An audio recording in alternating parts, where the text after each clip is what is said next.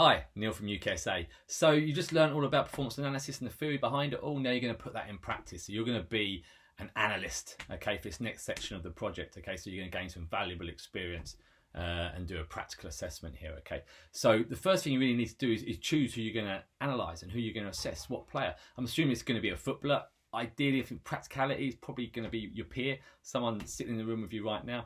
But if not, it could be a sibling, it could be a friend, but it just makes it a little bit more challenging for yourselves because you have to go and find the time to do that and meet with the person you analyse, and also you have to give them feedback, okay? And you need to make sure you get evidence of that, okay? So for practicality, probably best you keep this in your class and assess a teammate, okay? The first thing you're going to do is you're going to go on Google Docs, you're going to get the assessment preparation appendix, so you're going to prepare for this assessment, okay? You're going to do a performance profile of the player you're analysing, so you're going to put down loads of components of their performance: physical, psychological, technical, social, and then you're going to assess them, okay? You're going to analyse how good they are in those different fields and those components, okay? Then you're going to pick out 3 components that you want to assess and analyse. It might be the 3 weakest. Might be a good idea. If it's something that your player thinks they're really good at, but you'll think, oh, I'm not too sure, then maybe this assessment might prove to them that there's room for improvement. It might really improve them as a footballer, okay?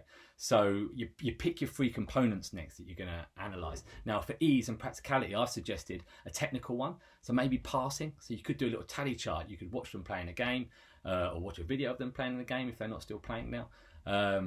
And do a little tally: passes successful, passes unsuccessful, long passes, short passes, right foot passes, left foot passes, key passes like defence splitting passes, for example, or safe passes, you know, the little 5-yard one to the side. Success and unsuccessful, and you've got some data then to give back to them and should analyse when you feed back to them, okay? So I thought technical would be a good one. Physical is quite straightforward. You could do something like a bleep test. You could do a 30-metre sprint test, depending on what resources you've got, okay?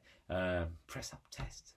Sit up test, that sort of stuff, but some standing jump test for power in the legs and see how high they can jump when they get up and winning headers.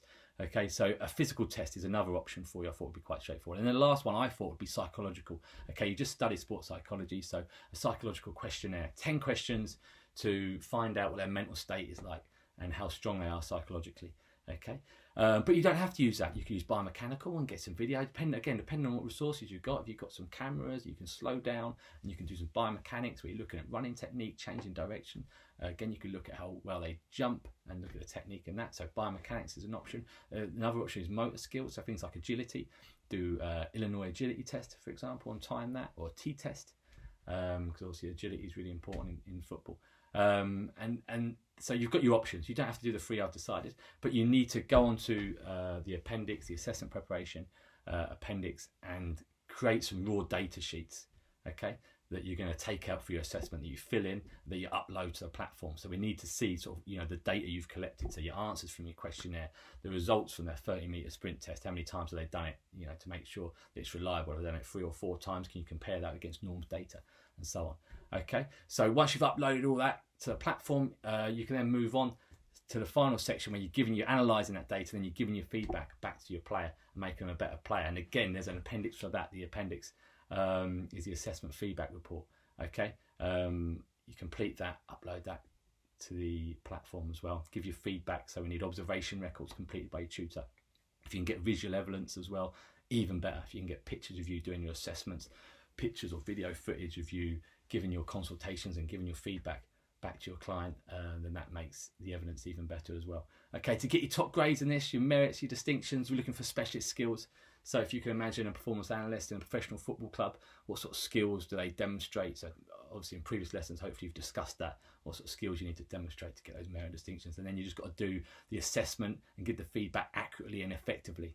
Okay, so again, high standards and professionalism is what we're looking for to get those higher grades. I hope you enjoyed the assessment. It was something that I enjoyed teaching, and good luck, and I'll just speak to you at the end of the project.